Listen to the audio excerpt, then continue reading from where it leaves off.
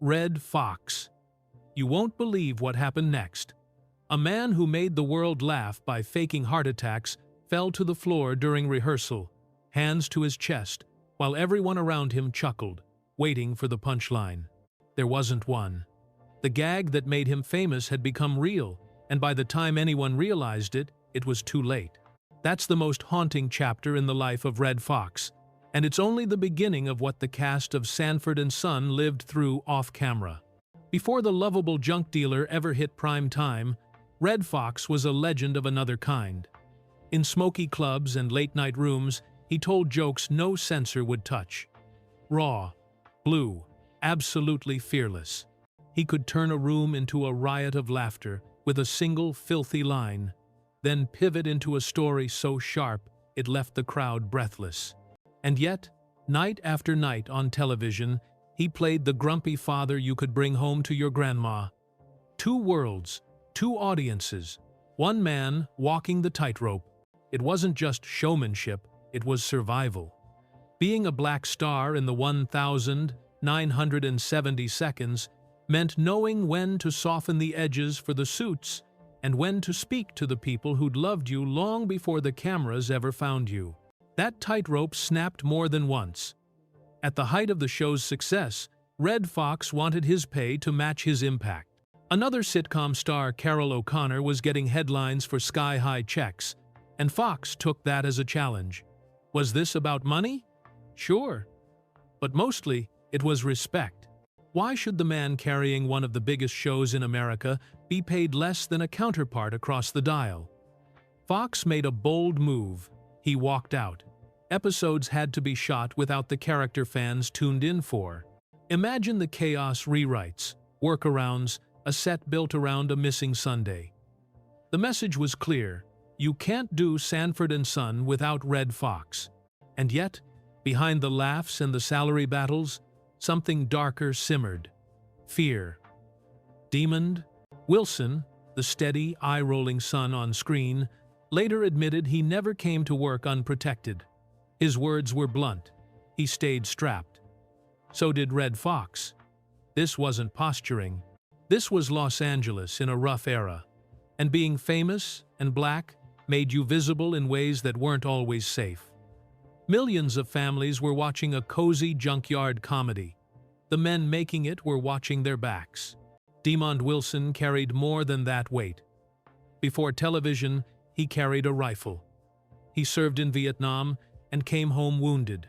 Then he stepped under studio lights to play the patient son, trying to hold a family together. Think about that contrast.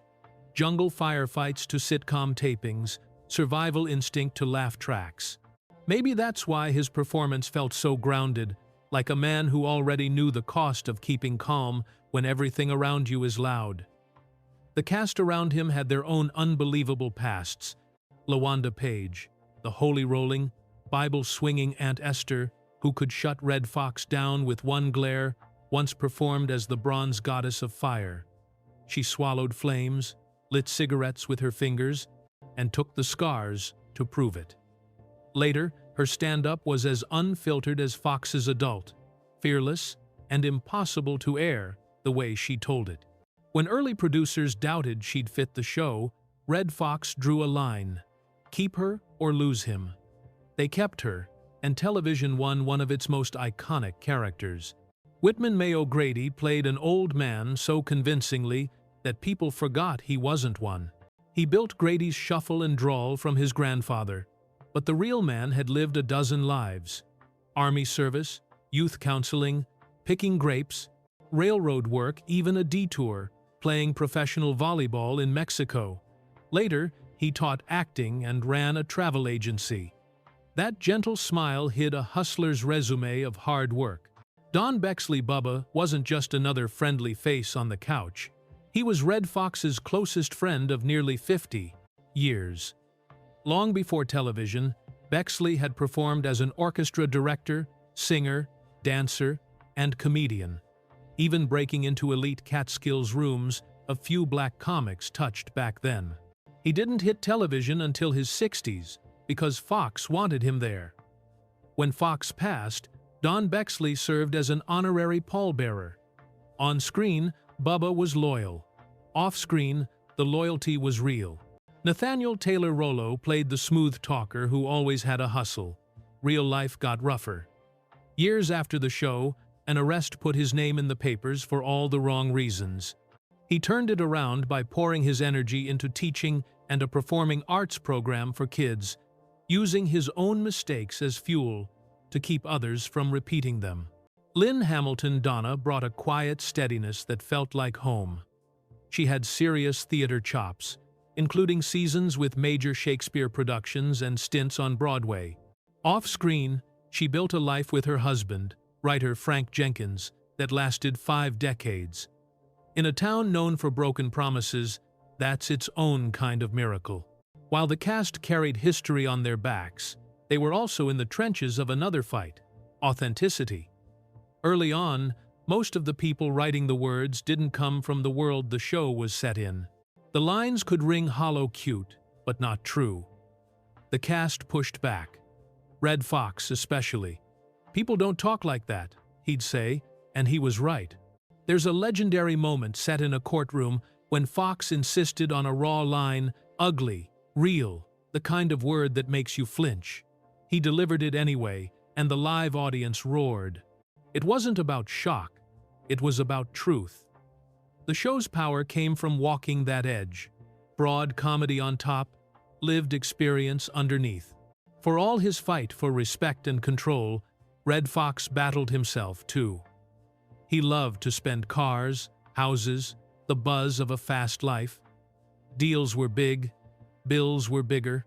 The money wars he won in public became money. Problems in private. Eventually, bankruptcy. Later, tax trouble so heavy it stripped away what he'd built. Imagine the irony. The man famous for playing a broke junk dealer, a character who could joke about not having 2 dimes to rub together, ended up chased by debts in real life. So what do we do with a story like this? Guns on set, scars from war and fire, loyalty and betrayal, belly laughs and broken hearts.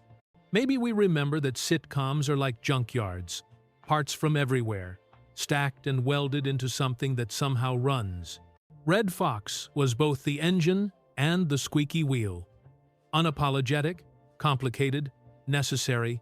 LaWanda Page brought the fire, Demond Wilson brought the steel, and the rest brought the bolts that held the frame together.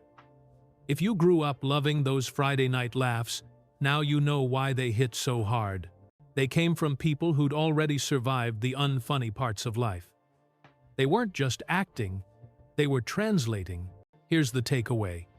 The show looked simple, but it carried a fight for dignity inside every joke. Respect isn't handed out, it's demanded. Authenticity isn't a flavor, it's a cost.